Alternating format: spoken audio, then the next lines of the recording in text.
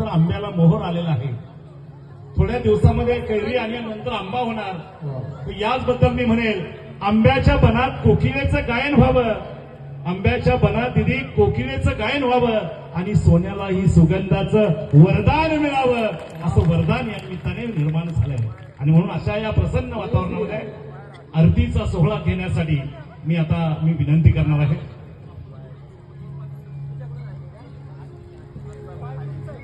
तत्पूर्वी अनेक मान्यवर मंडळी या ठिकाणी उपस्थित आहेत. आपल्या जिभेवर साक्षात सरस्वती यांच्या नांदते, ज्यांच्या वाणीतून या ठिकाणी खऱ्या अर्थानं मंत्रमुग्ध होतं असे ज्येष्ठ मार्गदर्शक, पंचायत समितीचे सन्माननीय सदस्य, माजी सदस्य, ज्येष्ठ मार्गदर्शक आदरणीय,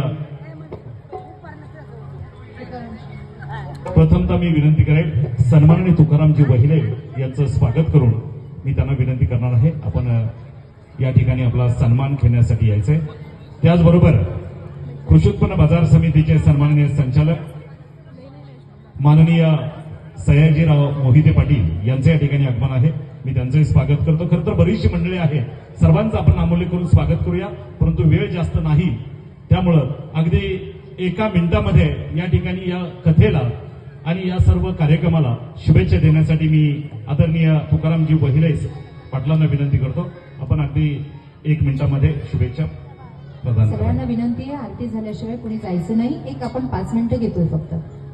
तुकाई मातेच्या पवित्र दरबारामध्ये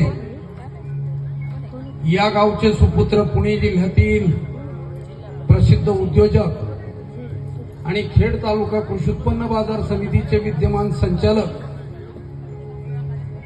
या ठिकाणी तुम्हाला सर्वांना परिचित असणारे श्री जयसिंग शेठ भोगाडे